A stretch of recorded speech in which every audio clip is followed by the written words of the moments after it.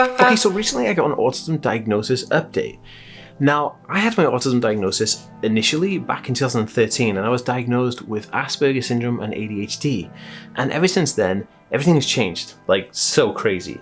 At the end of 2013, the DSM-5, which was like the main criteria for creating the diagnostic way for autism, changed, and they took Asperger syndrome and they shoved it into autism spectrum disorder with everything else autism related, which was a good move, but also left a lot of people very, very confused. And so whenever I say, oh, I've got a diagnosis of Asperger syndrome, people are always like, what does that mean? You know, that's not autism, that's not something used anymore. It was a whole big thing. Anyway, guys, just before we get started, my name is Dan and I have autism, ADHD, OCD and dyslexia, and I'm making weekly videos all about this kind of stuff. So if you're new around here and you want to learn more about what I do and stuff, make sure to hit the subscribe button by clicking the notification bell down here on YouTube, and make sure to follow this page on Facebook, Instagram and TikTok to see more videos just like this one.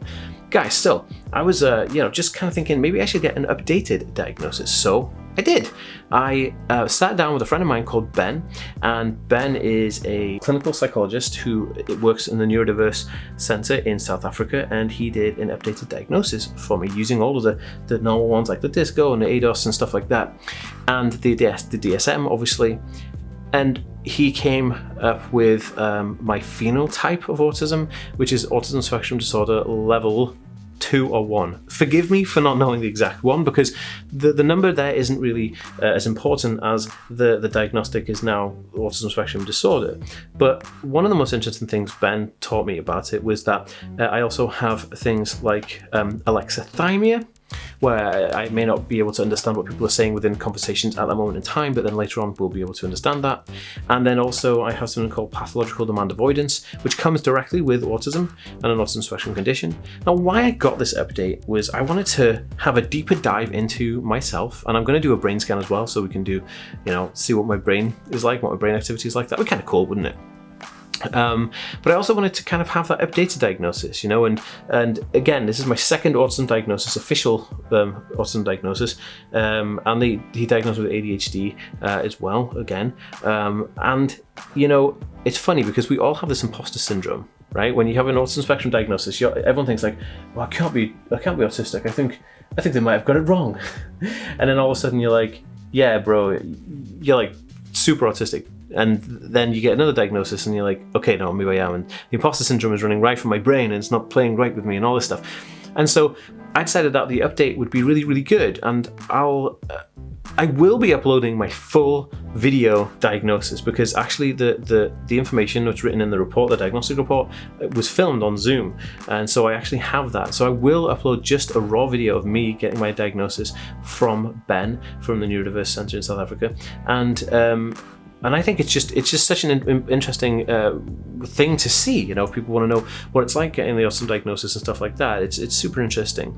And yeah, I got my diagnosis updated because I just wanted to show the world what it was like, what the procedure was like. Going through that again was really interesting. Sitting down, having 2 or 3 different types of interviews, and they were really long. And doing different types of tests and filling out forms. And this is the interesting thing about an autism diagnosis. Somebody who has difficulties sitting still and filling out forms for large amounts of time and talking to strangers.